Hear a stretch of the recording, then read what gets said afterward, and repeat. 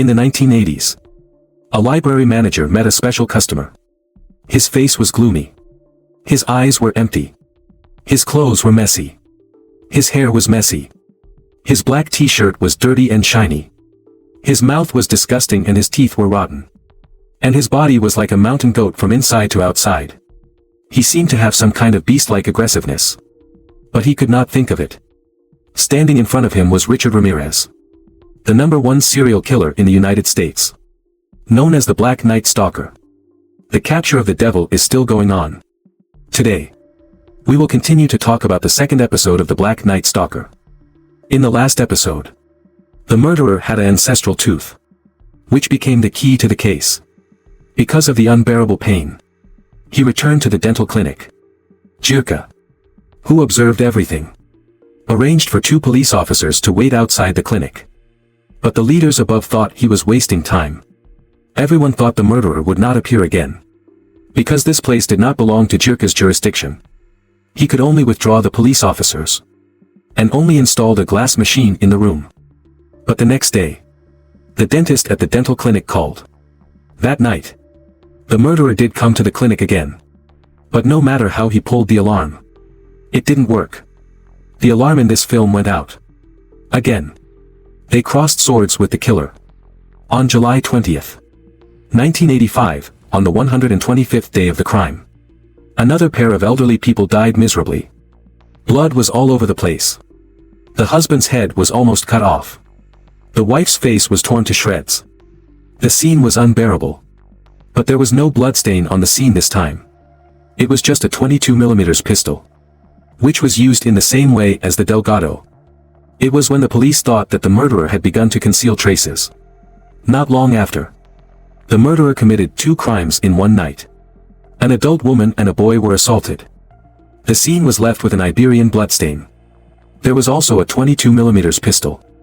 His style of crime began to fade. He would sneak into someone else's house at night. First kill the man in the house. Then assault the woman. And never let go of the child. From the description of the woman after the death, the murderer's features are exactly the same as before. This shows that the police's tracking direction is correct. However, one thing to be repeated is that no matter who he is, there will be a day when he makes a mistake. On August 6, 1985, on the 142nd day of the crime, the police were having a meeting. They got a call from the police again. 2 people were shot in Balin. The murderer sneaked into the house in the middle of the night and fired at the couple. Although the gun hit the head of 2 people, it accurately bypassed the key part. The murderer was chased out by the victim for the first time.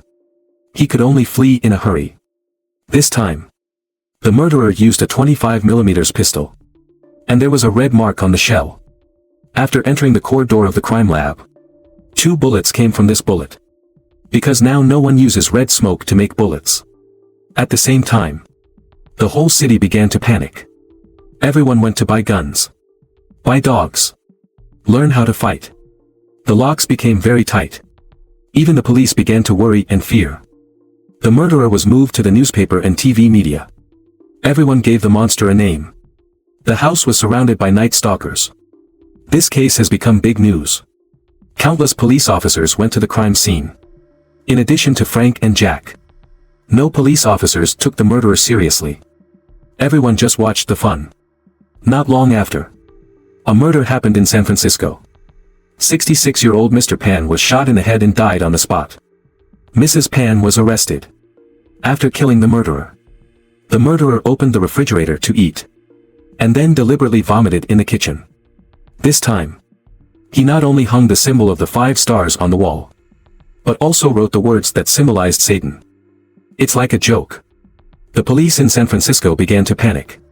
They found Frank and Jack. They found bullets in this case. There was also red smoke in the previous case. They finally believed this was a terrible serial killer. The police in San Francisco found the mayor of San Francisco at the time, hoping to reward the killer. However, the mayor of San Francisco immediately held a press conference. The reward is the reward. But he has also exposed all the details of the case in front of the media, including the key Iberia agreement and a gun of the same caliber. In this way, Jack and Frank's previous efforts are once again back to square one. The murder is still happening. The murderer even deliberately told the victim that he was the Night Stalker. He seemed to like the name everyone gave him. This kind of rampage is really scary. However, things suddenly changed. Not long after, a car repairman found a suspicious car. He drove very slowly and was still looking around. The car repairman recorded part of the license plate and leaked the news to the media. Soon someone called and said there was a similar car that had recently been stolen in China. The license plate on the stolen car coincided with the part of the car that the car repairman recorded. The killer came back from San Francisco. The car was immediately positioned in a parking lot. But the killer never came back. A colleague from the crime lab took fingerprints from the rearview mirror of the car. But whether the fingerprints were the killer's required the killer's fingerprint card to be compared. And according to the technology at the time, if you want the killer's fingerprint card, you have to catch him first. The clue was short. But not long after, the police received a call from a woman.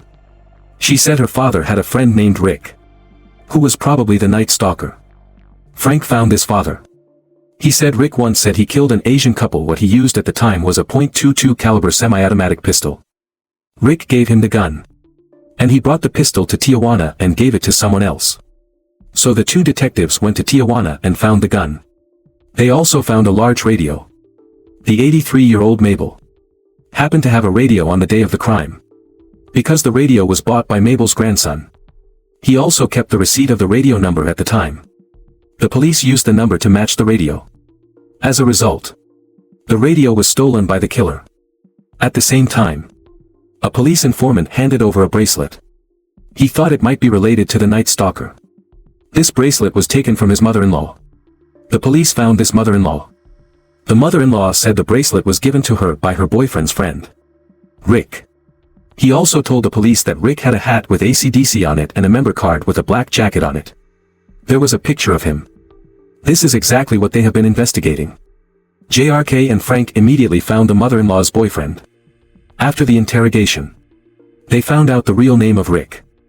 With the name, Frank and JRK were able to find fingerprints in the database and compare them with the killer's fingerprints that the car had taken. There were 8 people soon. The fingerprints were locked. He had no serious criminal record and no violent behavior. After verification, Richard Ramirez was the Night Stalker. Frank and JRK planned to stay still and carry out the arrest quietly. But the leaders were anxious to announce Richard's name and identity as a result. They might let Ramirez go. Frank and JRK couldn't let him leave Los Angeles. Unexpectedly, Ramirez had already left the city. He went to Arizona to visit a brother. When he returned to the city, he recognized the police at a glance. But he didn't know the police were arresting him. He walked along the street to a shop selling wine. He saw his photo on the front of the newspaper. He realized he was wanted. He was very nervous and quickly left the shop and got on a bus. He wanted to go to East LA to find his brother. On the bus, everyone was holding newspapers in their hands and staring at him. A passenger rang the bell. Ramirez saw the passenger got off the bus and called him. He knew he was wanted. He chose to jump off the bus. But he didn't expect the passenger didn't let him go. He stopped a car and started chasing him. People reported his whereabouts. Countless people followed him. He ran to the highway and arrived in Indiana. At that moment, he wanted to hijack a car and run away. The driver was a tough guy. He didn't know he had no choice but to run away. Everyone recognized him. He was a wild man. But no one was afraid of him. Everyone was chasing him. Someone hit him with a stick. Someone hit him with a car. Someone shot him. Everyone wanted to kill him. At that moment, the police appeared and brought him to the police station.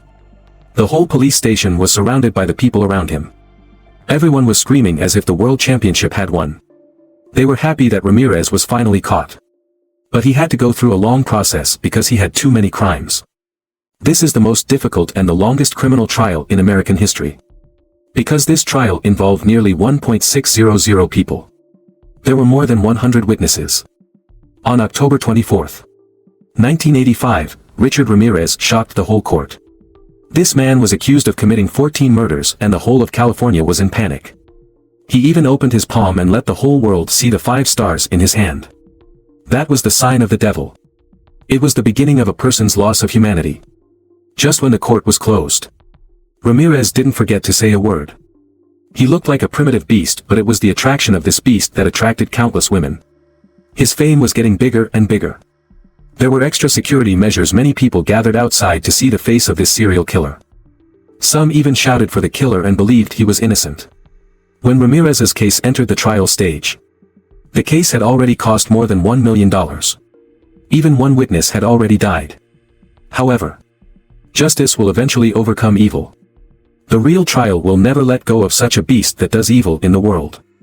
After experiencing a series of legal delays, on September 20th, 1989, the court sentenced Ramirez to death for the murder of on November 7th, 1989, Ramirez was sentenced to death. After being sentenced to death, he tried to appeal, but the sentence was delayed. On June 7th, 2013, Richard Ramirez spent more than 20 years in prison waiting for the execution of the death sentence because his liver had fallen out. Although the devil had left the world, what he left for people was a deep reflection of what led a person to do what he did. For Ramirez, his dark childhood was undoubtedly a catalyst for his human nature from being a good person to a doomed evil. When he was young, he had an idol. His cousin, Mike, who came back from Vietnam. He always told Ramirez about those bloody scenes, and even shot his own wife. This shocked the young Ramirez greatly. Under the misguided guidance, Ramirez began to gradually break away from his heart. When he was on trial, he never regretted his cold smile. After his sentence, he provoked everyone to hate him. He wanted to be a different person.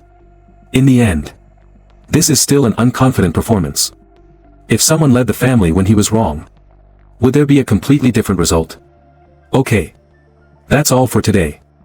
If you like it, welcome to subscribe to our channel. Go to the center of attention and pay attention to the topic. See you next time.